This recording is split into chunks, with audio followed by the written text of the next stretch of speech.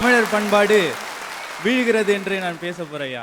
கும்மருட்டு பிறு கும்மருட்டு பிறு கும்மருட்டு பிறு கும்மரு கும்மரு கும்மரு குமாரா காந்த கண்ணழகி. நம்ம வீட்டு பிள்ளைன்னு ஒரு படம் ஐயா.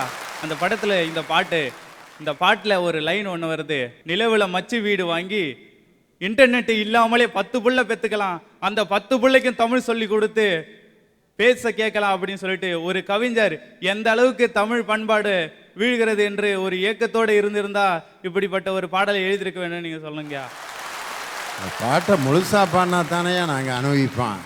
குமுருட்டு பொறு குமுருட்டு பொறு குமுருட்டு பொறு குமுருட்டு பொறு குமுரு குமுரு குமுரு கும்பாலா காந்த கண்ணழகி லுக்கு வீட்டுக்கு கீயத்தும் முத்து பல்லழகி. அதையும் சேர்த்து பாடாமல் வரியை மட்டும் பாடாமல் எனக்கு எந்த பாட்டுங்கிறதே மறந்து போச்சு. ஐயா, எங்கள் பெண்களை எல்லாம் எப்படி தெரியுமாயா ஒரு காலத்தில் வர்ணிப்பாங்க? நிலவுக்கு என் மேல் என்னடி கோபம் நெருப்பாய் எரிகிறது. நிலவோடு ஒப்பிடுவாங்க ஐயா பெண்களை. பூஜைக்கு வந்த மலரேவா பூமிக்கு வந்த நிலவேவா. நிலவோடு மலரோடு ஒப்பிடுகின்ற இந்த பெண்களை இப்பொழுது எப்படி தெரியுமாயா ஒப்பிடுறான்?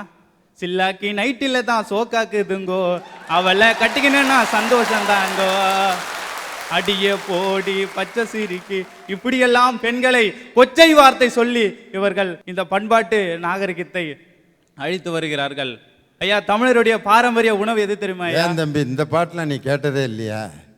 ஒன்ன நினைச்சு நினைச்சு பொருகை போனே மெழுகா, ஒன்ன நினைச்சு நினைச்சு பறந்து போன அழகா, யாரோ எவளோ தாலாட்டும் தாயின் குரலோ, யாரோ எவளோ காற்றில் ஆடும் விரலோ, உன்ன நினைச்சு நினைச்சு உருகி போனே மெழுகா.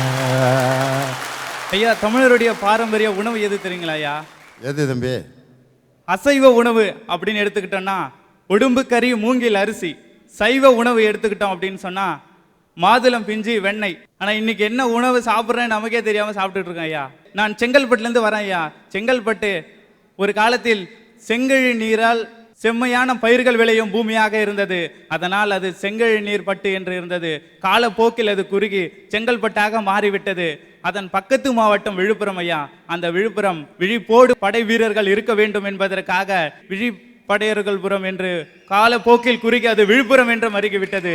எனவே இந்த பெயர்கள் எல்லாம் காலப்போக்கில் மாறிவிட்டது.